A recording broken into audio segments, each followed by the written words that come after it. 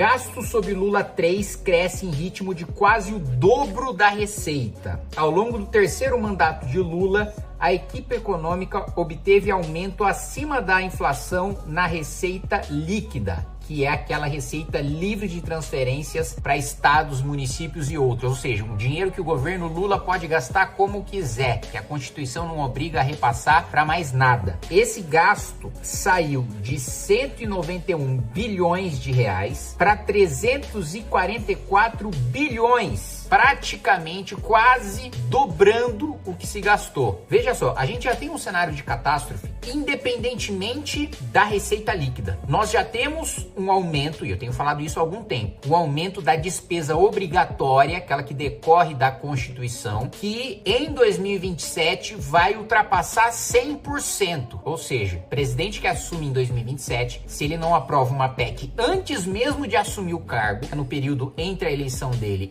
e a posse, ele precisa aprovar uma PEC, porque senão, mais do que 100% do orçamento vai ser obrigatório. Ou seja, o presidente da República não vai ter 15 centavos para comprar um chiclete devido a esse legado maldito do governo Lula. Ignorando isso, as despesas crescendo obrigatoriamente, independentemente da vontade do governo, porque lá atrás o governo revogou o teto e colocou essa corda sobre o próprio pescoço, revogando o teto de gastos e aprovando o arcabouço fiscal do Haddad, que também obriga a aumentar os gastos, independentemente do cenário econômico do país. Mesmo com receitas livres, nas receitas livres o governo também aumenta o gasto, o que significa aumento de imposto no nosso lombo, porque o governo não vai querer, obviamente, cortar gastos para controlar a trajetória da dívida pública e ter, de fato, dinheiro para fazer investimento em áreas que importam e não para comprar sofá de 200 mil reais, Palácio da Alvorada com controle remoto para a Janja, ou mesmo de mandar a comitiva de, sei lá, 24 assessores da Janja lá para, nem sei mais se é Japão, Paris, Roma, tudo quanto é lugar, para ela ficar fazendo turismo com o nosso dinheiro. Então, assim, nós veremos um colapso total das contas públicas deste ano para o ano que vem. E eu alertei, eu avisei, a maior parte dos deputados não quis assinar a PEC do equilíbrio fiscal, porque é uma PEC dura, é um remédio amargo, só que precisa ser tomado. Quem deixou o paciente doente, né, a ponto de quase morrer das contas públicas, o país, foi o PT. A culpa de nós termos que tomar um remédio amargo é do PT, não é de nós que queremos dar o remédio. Aí o PT vai gritar e espernear quando perder as eleições e o próximo presidente tiver que fazer ajuste. Anote o que eu tô falando. Vai falar, tá vendo? Foi só o PT sair do poder que tá tendo corte em aposentadoria, corte em benefício social, corte na saúde, corte na educação, e vai ter que ter corte em tudo isso, tá? Já adianto pra vocês. O próximo presidente vai ter que cortar tudo isso, por causa da doença deixada pelo PT. E aí o PT vai falar, mas tá vendo como é amargo esse remédio? Tá vendo como vai ser duro pra população? Pois é, mas quem criou a doença? Quem adoeceu o paciente? O país, o Brasil? O PT. Agora, a culpa de ter que dar o remédio não é do próximo presidente, é a responsabilidade dele. E pior, pode ser amargo no curto prazo, o remédio, mas é muito pior não tomar. É muito pior você prolongar a doença e deixar o paciente morrer, que é isso que vai acontecer, se a gente não mudar essa trajetória. Então, meus amigos,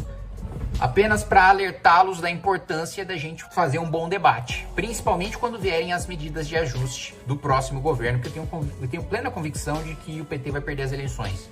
Tenho plena convicção. Sei que muitos de vocês são céticos, mas quando chegar na hora da eleição, vocês vão ver quanto que eu tô certo. Vai perder. E vai perder com certa folga ainda. E aí o próximo governo vai ter que aplicar esse remédio amargo. E aí o PT vai chiar e vai espernear e vai dizer que é tudo culpa do governo que tá assumindo, que odeia pobre. E aí a gente vai ter que saber, por isso que eu tô falando desde agora, mais de 3 anos antes do próximo presidente assumir, desde 3 anos, eu já tô falando e continuo falando, porque nós vamos enfrentar esse debate. Vai ser um debate difícil porque a população em geral não entende, não sabe trajetória de dívida, juro, não entende, a população não entende. Então nós temos que promover e que travar esse debate. Valeu, um abraço.